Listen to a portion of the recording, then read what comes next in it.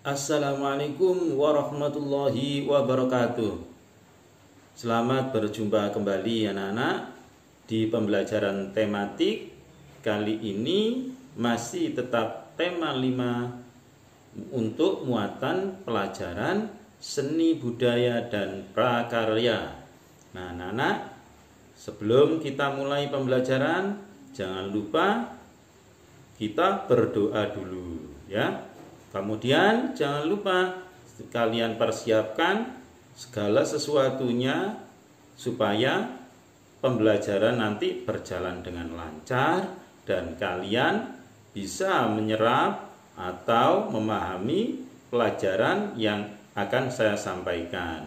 Jangan lupa buku catatan, buku tematik, buku pendamping tema disiapkan.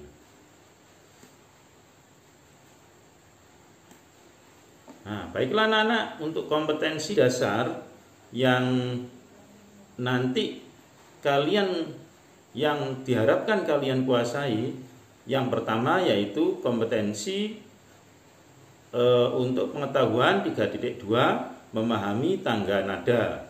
Kemudian 3.3 memahami properti tari daerah.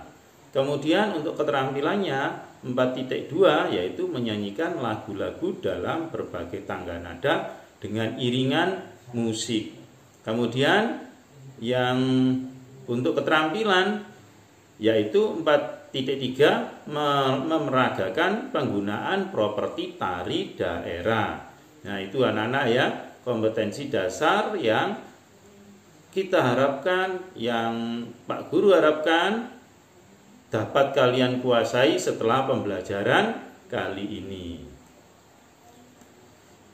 Kemudian anak-anak, tujuan pembelajaran kali ini yaitu yang pertama dengan melihat video pembelajaran tentang nada mayor dan minor, siswa mampu mengenal perbedaan tangga nada mayor dan minor secara benar. Kemudian yang tujuan pembelajaran yang kedua yaitu dengan menyimak penjelasan guru tentang properti tari daerah, siswa mampu mencari informasi tambahan mengenai tarian daerah lain di Nusantara yang menggunakan properti tari secara tepat. Nah, itu anak-anak ya tujuan pembelajaran yang kita harapkan kalian bisa kuasai setelah pembelajaran kali ini. Bertanda nada mayor. Ayo kita ingat kembali pengertian dari tangga nada. Tangga nada adalah suatu nada yang memiliki tinggi rendah yang teratur. Tangga nada mayor adalah tangga nada yang memiliki susunan nada berjarak 1, 1, setengah, 1, 1, 1, setengah.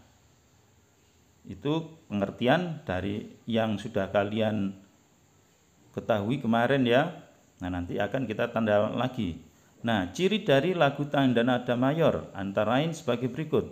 1. Bersifat optimis dan penuh keyakinan.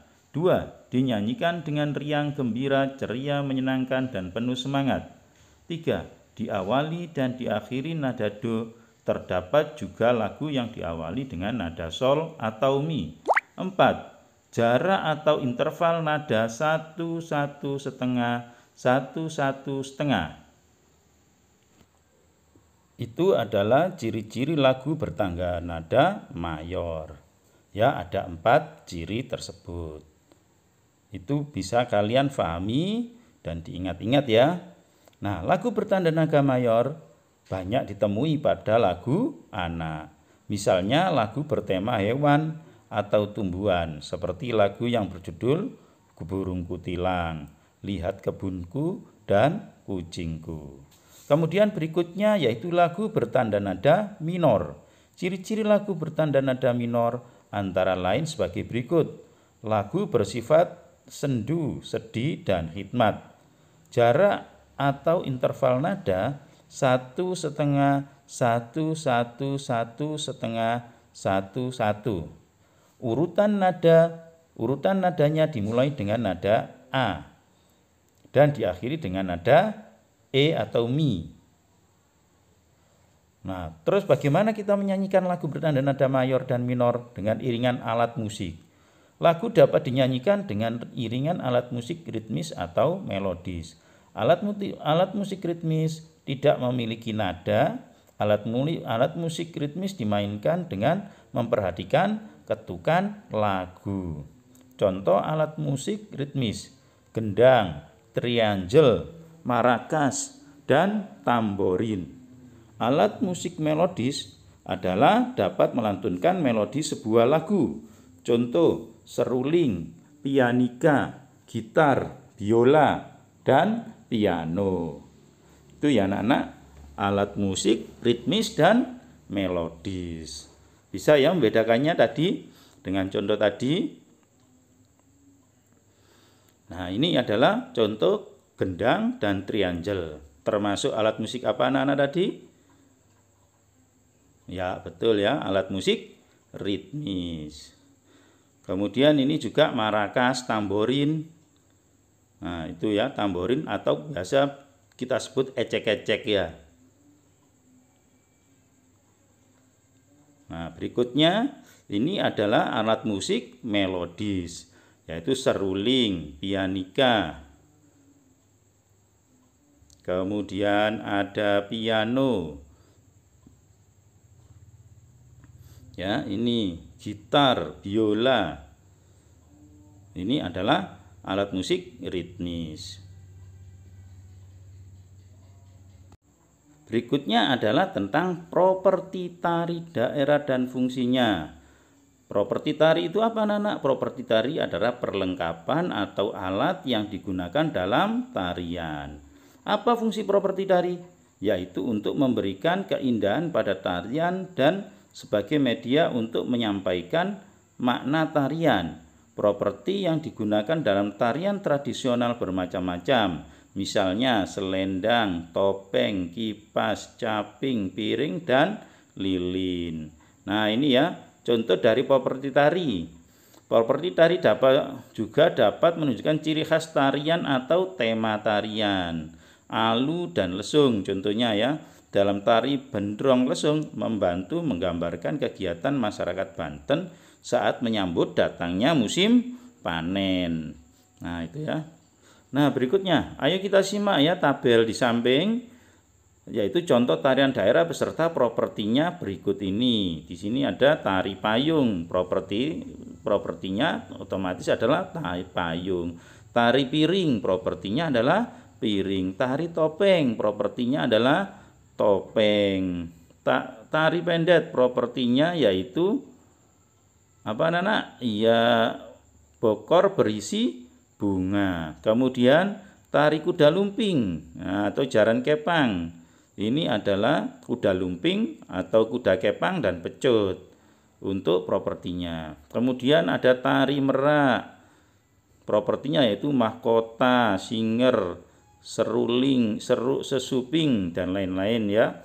Kemudian tari golek manis.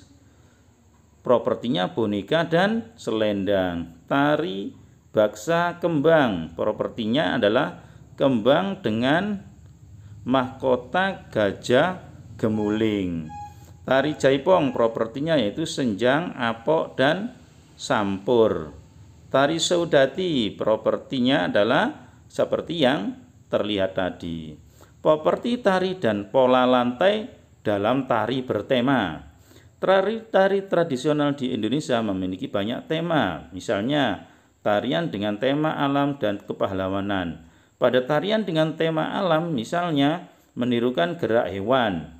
Properti tarian digunakan dapat memakai benda alam seperti dedaunan, bulu hewan, atau akar-akaran.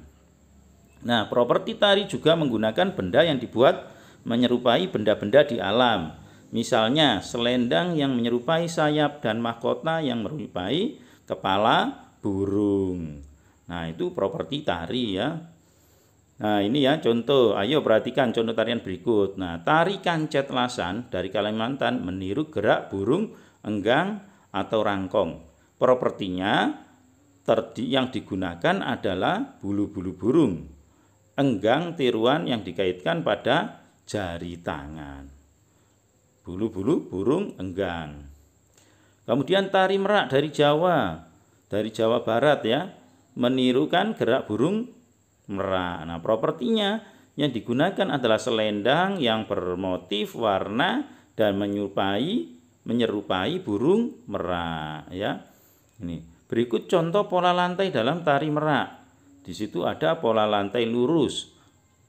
Kemudian pola lantai lurus berlawanan arah. Kemudian ada pola lantai melingkar dan pola lantai lurus berhadapan. Ya, itu adalah pola lantai. Pementasan tari dengan iringan musik. Pementasan tari adalah kegiatan menampilkan karya seni tari yang bertujuan untuk menghibur penonton. Beberapa hal yang perlu diperhatikan dalam pementasan tari antara lain: 1. Gerak tari yang sesuai dengan tema tarian, pola lantai, tempat pertunjukan, properti, busana, dan tata rias. Kemudian musik pengiring. Itu adalah pementasan tari dengan musik.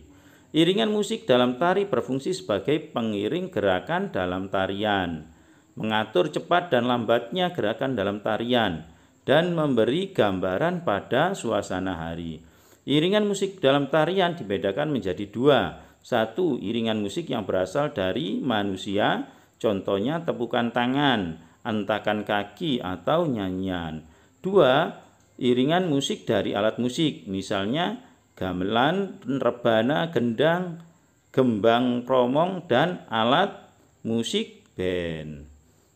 Itu adalah, nah berikutnya ini beberapa contoh dan alat musik pengiringnya. Ini berikut adalah tari saman dari Aceh diiringi musik rebana atau terbang ya. Nah berikutnya yaitu berikut ini beberapa contoh tari dan alat musiknya juga ya. Tari serimpi dari Yogyakarta diiringi dengan gamelan. Berikutnya adalah tari lenong dari Betawi diiringi musik gambang kromong. Karya seni rupa Nusantara. Karya seni rupa Nusantara adalah benda seni yang dibuat dari pengolahan titik, garis, bidang, bentuk, volume, warna, tekstur sehingga dapat ditangkap oleh mata, dirasakan melalui rabaan. Berdasarkan fungsinya, karya seni rupa dibagi menjadi 2, yaitu seni rupa murni dan terapan. Seni rupa murni adalah karya seni yang dibuat untuk dinikmati keindahannya atau unsur estetikanya saja tanpa mempertimbangkan fungsinya. Itu adalah karya seni murni. Contoh adalah karya seni rupa murni antara lain lukisan, patung, dan keramik. Nah, itu ada gambarnya ya. Seni rupa terapan adalah karya seni rupa yang memperhatikan fungsi dan benda seni tersebut dalam kehidupan sehari-hari. Nah, biasanya, ini contoh karya seni rupa terapan antara lain rumah adat, arsitektur bangunan, senjata tradisional, dan seni kriya atau seni anyaman ya. Nah, itu adalah karya seni. Banyak di sekitar kita karya seni yang dibuat dengan teknik anyaman. Contoh tikar, tas, dan keranjang. Biasanya bahan yang digunakan dalam membuat anyaman adalah bambu dan alat yang digunakan yaitu alat potong dan cat. Karya seni rupa anyaman. Pada pembelajaran sebelumnya kita sudah belajar jenis-jenis karya seni rupa. Salah satunya adalah seni kriya. Seni kriya berupa anyaman dapat dengan mudah ditemukan di sekitar kita. Ada banyak bahan yang dapat dimanfaatkan sebagai bahan pembuat anyaman, seperti bambu, daun pisang, atau kertas. Itu adalah seni kriya atau seni anyaman. Contoh-contoh dari seni kriya dan seni anyaman. Nah, ini berikutnya adalah kita dapat membuat anyaman tunggal seperti contoh di bawah ya. Ataupun anyaman ganda. Anyaman tunggal adalah cara membuat anyaman yang paling sederhana. Anyaman ganda lebih banyak memiliki variasi pola. Ayo perhatikan contoh pada anyaman tunggal dan anyaman ganda. Nah, kalian bisa lihat ya contohnya sebagai berikut. Nah, anak-anak, bagaimana setelah kalian melihat video pembelajaran tadi, setelah kalian menyimak materi pembelajaran tadi? Nah, tentunya kalian sudah cukup jelas ya. Sebenarnya pelajaran yang kalian pelajari kali ini itu sudah pernah diajarkan baik di kelas 4 maupun di awal-awal tema kemarin. Di tema 1, 2, 3, 4 itu sudah ada pembelajaran tersebut, yaitu tentang apa tadi? Tentang nada mayor, minor ya, ciri-cirinya. Untuk nada mayor cirinya lagunya biasanya lagu gembira. Kemudian jarak antar nadanya biasanya 1, 1, setengah, 1, 1, 1, setengah ya. Kemudian untuk lagu minor biasanya lagunya apa? Biasanya lagu yang dinyanyikan dengan lagu minor itu biasanya bernada sedih ya, lagunya sedih. Itu salah satu cirinya ya. Itu tentunya kalian sudah pelajari ya, masih ingat ya, pelajaran kelas 4 dan pelajaran SBDP di tema sebelumnya. Kemudian ada lagi tadi ya, disebutkan bahwa ada alat musik ritmis dan alat musik melodis. Nah, sebenarnya alat musik ritmis dan melodis ini juga sudah ada di kelas 4. Di mana alat musik ritmis itu hanya mempunyai satu nada atau dua nada saja. Dan kalau alat musik melodis itu bisa banyak nada. Nah, itu ya anak-anak, contoh-contohnya juga kalian sudah tahu tadi. Alat musik ritmis contohnya rebana, kemudian apalagi gendang dan lain sebagainya. Kemudian kalau melodis banyak sekali ya, ada gitar, ada biola dan lain sebagainya. Nah, anak-anak, pembelajaran kali ini saya cukupkan ya. Jangan lupa minggu depan kalian sudah PAS, dipersiapkan ya semuanya. Ingat bahwa nanti PAS tentunya harus mendapatkan nilai yang bagus. Untuk itu setiap pelajaran ini kalian pelajari lagi. Di kitab kalian pelajari lagi dengan lebih tekun lagi ya. Supaya apa? Supaya nilai kamu yang PTS kemarin bisa menjadi lebih baik. Ya.